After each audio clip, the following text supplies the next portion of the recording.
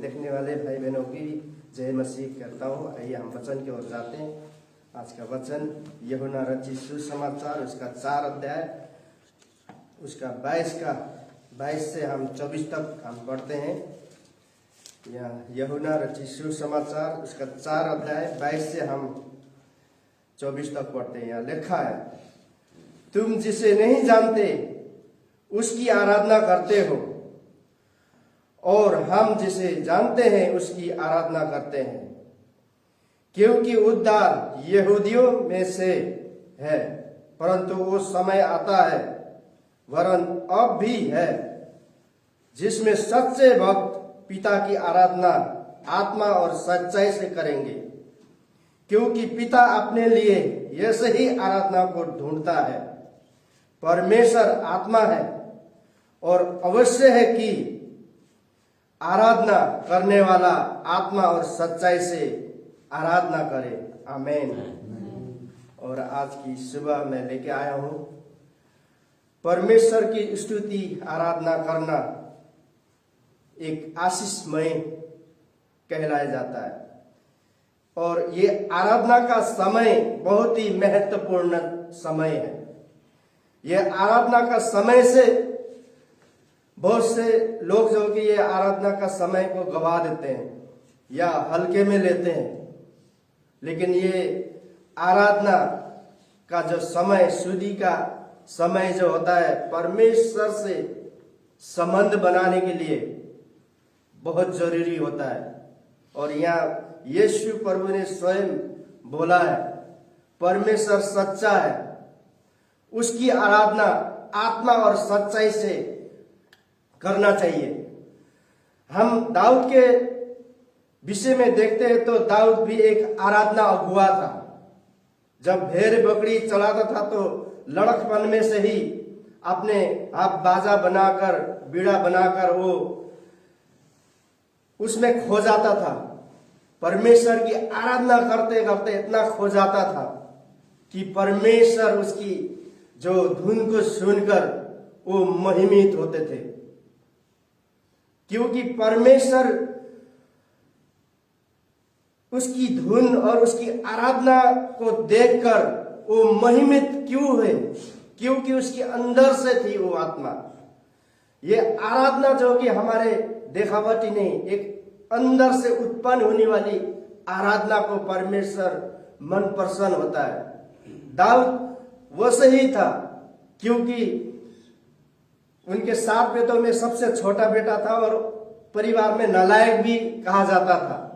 लेकिन जो उसके अंदर नूर और उसके अंदर जो चमक जो दी थी वो परमेश्वर ने उसको दी गई थी, क्योंकि वो सच्चा था और वो सच्चाई से उसकी आराधना स्तुति करता था। जब वो अकेला होता, अपने भेड़ बकरी को उसमें जंगल में छोड़कर वो परमेश्वर से आराधना करता, उसी में खो जाता और परमेश्वर जो कि उससे प्रसन्न होते।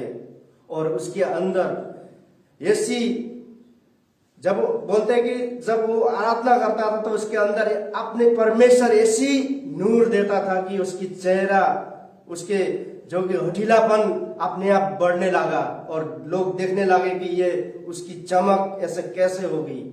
जब चलता रहा तो बोलते हैं लाली टपकती थी, क्योंकि ये जो शक्ति जो थी उसकी आराधना से मिली थी।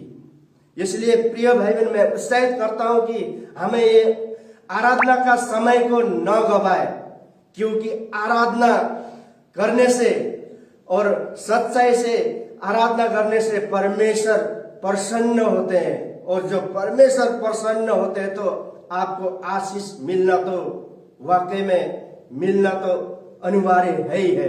जैसे हम दाऊद के जीवन से देखते हैं, उसकी आराधना ही से तो उसने 40 साल राजा बना और कितने युद्ध भी लड़ा, क्योंकि वो बिना उसके जो कि बिना कवच के, बिना उसके ही लड़ाई लड़कर जीतता था, क्योंकि उसके अंदर जो कि परमेश्वर का वास था, परमेश्वर उसमें होकर युद्ध करता था। अगर आप, मैं, हम सब अगर उसकी आराधना सच्चाई से और भक्तिहीन से हम अंदर से उत्पन्न करके उसकी आराधना करते हैं तो प्रिय भाई बहन, हम परमेश्वर के आशीष से दूर नहीं है। इसलिए यहाँ यीशु ने बोला है कि परमेश्वर की आराधना आत्मा और सच्चाई से करना चाहिए। इसलिए भजन संग्रह 86 का 86 का 8 से 12 तक लिखा है। यहाँ लिखा है, हे प्रभु, देवताओं में तेरे तुल्य कोई भी नहीं, क्योंकि तू महान और अद्भुत कार्य करता है। केवल तू ही है परमेश्वर, परमेश्वर है प्रभु परमेश्वर। मैं अपने संपूर्ण हृदय से तुझे धन्यवाद दूंगा और सर्वदा तेरे नाम की महिमा करूंगा। और ये महिमा परमेश्वर को हम लोग जो कि सच्चाई से देना चाहिए। यहाँ दाऊद हमें सिखाता है, क्योंकि वो देवताओं का भी देवता है। तेरे तुल्य कोई नहीं है बोलकर यहाँ गवाही दे रहा है आपके लिए, मेरे लिए। और सचमुच हमें उसकी आराधना जो कि आत्मा और सच्चाई ईमानदारी से करना चाहिए। और ये आशीष चाहिए तो हमें सच्चाई से और ईमानदारी से करना चाहिए। पहला थिस्सलुनीका 5 के 16 से 18 में भी लिखता है, सर्वदा आनंदित रहो, निरंतर प्रार्थना करो, प्रत्येक परिस्थिति में धन्यवाद दो, क्योंकि मसीह यीशु में तुम्हारे लिए परमेश्वर की यही इच्छा है। ये परमेश्वर की इच्छा है हर मनुष्य आत्मा और सच्चाई से एकदम भक्ति के साथ, गर्व के साथ, भक्ति के साथ हम उसकी आराधना करें, तभी हम आगे बढ़ पाएंगे। तभी हमें परमेश्वर की नूर प्राप्त होगी। तभी हमारे जब हम गाएंगे बजाएंगे तो सब भी उसमें मगन होंगे। और यही बातें हमें उसमें भी हमें सिखाया जाता है। हमें उसकी आराधना अपने हाथ को उठाकर हमें उस पर खो जाना है। हम जब आराधना करते हैं तो इधर उधर देखते हैं, वो क्या कर रहा है, ये कैसे कर रहा है, वो कर रहा है। ये परमेश्वर को ऐसी आराधना बिल्कुल भी पसंद नहीं। बिल्कुल खो जाना, उस पर मगन होना और आत्मा और सच्चाई और ऐसे जो आराधना जो कि अंदर से निकलना चाहिए, देखावटी नहीं। और जिसके अंदर से आराधना निकलती है, परमेश्वर का नूर, परमेश्वर की शक्ति, परमेश्वर की सामर्थ उसके अंदर आएगी।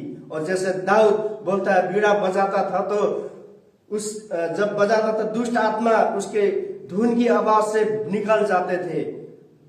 हम शमूएल की किताब में 9 में जब हम पढ़ते हैं तो पता चलता है कि सचमुच एक आराधना अगुआ, अगर दाऊद का जैसा आराधना अगुआ हम बाइबल में नहीं देख पाते, क्योंकि वो जब धुन निकालता था तो उसकी धुन की आवाज से दुष्ट आत्माएं अपने आप निकल जाती थी, क्योंकि उस धुन की आवाज से परमेश्वर जो कि बहुत ही खुश, बहुत से आनंदित और महिमित हो जाते थे।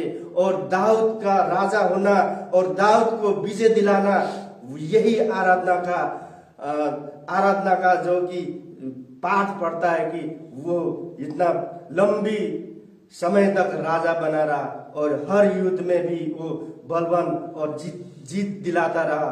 क्योंकि आज आपको और मुझे भी सचमुच आज हम 2026 की ओर निकल चुके हैं। ये 2026 को आप हर आराधना मीटिंग में शामिल हो जाइए, आत्मा और सच्चाई से उस प्रभु को पुकारिए और पुकार कर अपने आप की जो कमी है वो मांगे, वो परमेश्वर आपको देगा।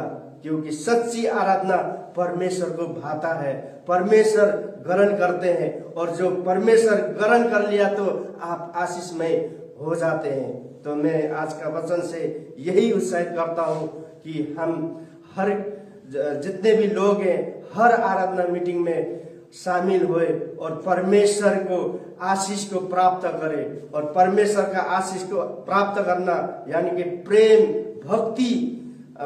भक्ति जो स्तुति आराधना से भक्ति उत्पन्न होती है। और भक्ति जो कि हमें हर पाठ में हमें सफलता दिलाता है और हर क्षेत्र में हमें समझ शक्ति देता है। तो इसलिए प्रिय भाई बहन, हमें जो वचन मिला है और इस वचन से हम बात कर सकते हैं, कि इस वचन से हम पढ़ सकते हैं, समझ सकते हैं कि हमें परमेश्वर की आराधना कैसे करना चाहिए। तो आज का वचन यहीं रखकर मैं आगे बढ़ना चाहता हूँ। जैसे हिमालय मिशन चर्च भोर की प्रार्थना में विभिन्न प्रकार की प्रार्थना विषय लेके